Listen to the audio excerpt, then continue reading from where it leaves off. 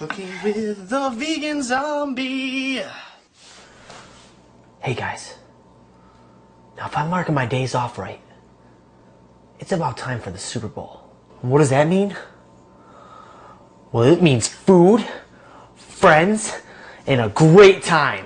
Unless, of course, your team loses. But I'm in the middle of a zombie apocalypse here. I don't have a favorite team. I don't even have any friends. We've had a lot of requests to see my take on pizza. Well, if you're one of those people that wanted to see it, this episode is just for you, and it's just in time for the Super Bowl. So the first thing we're going to do is get started with our dough. Now, you shouldn't have too much trouble finding dough wherever you are. If for some reason you can't find vegan dough anywhere, you can refer to our pizza roll recipe and we show you how to make it. What I have here is a nice ball of pizza dough. I got some unbleached all-purpose flour to keep it from sticking to the table. The first thing we're going to do is pat down the sides, get all the air bubbles out. Air bubbles are like zombies, and you've got to smush them to get them out of your way, or your pizza's going to be full of craters. We're going to start by getting all the air out on the outside and work our way in. Now you want to go right into the middle, get rid of that big hump, that hump, that hump, that hump. Now you're going to do this with your fingers, just to keep getting all that air out. It'll really allow you to stretch that dough and make a perfect pizza. Now you're going to make the beginning of the crust.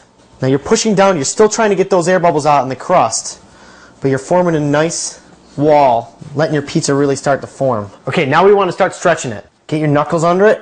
You have to work really fast because gravity's working against you. If you hold it off in one spot for too long, it's going to stretch out and get holy. And if you really want to get fancy, you can throw it up in the air and spin it. Just don't rip it. Now, you don't have to use oil because we use flour, but I like to add a little bit of oil because it gives me a crispy crust. So I'm going to add about a tablespoon, spread it around. We've got a nice perfect shell. We're going to throw it on our pizza pan. Look at that.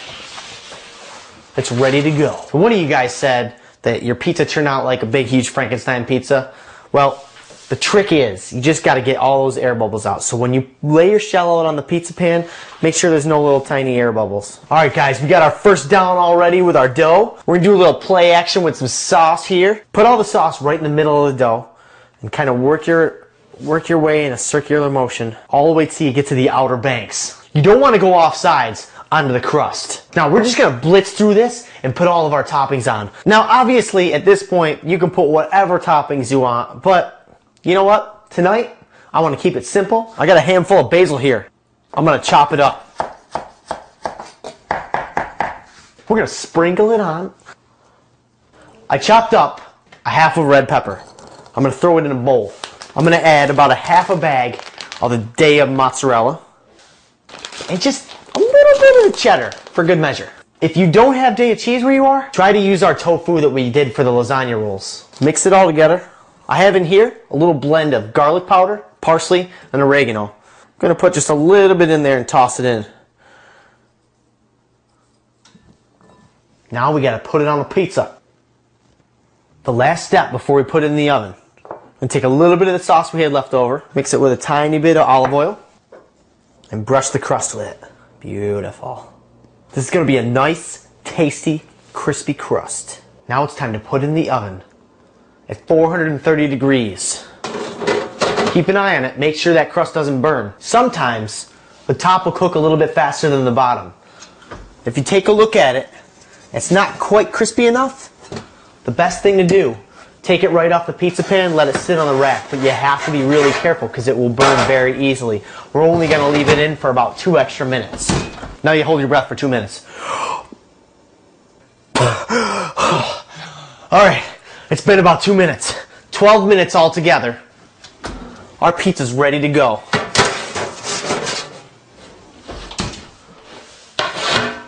Pizza's out of the oven, nice and hot, ready to get sliced up. This smells so good, I can't wait to try it.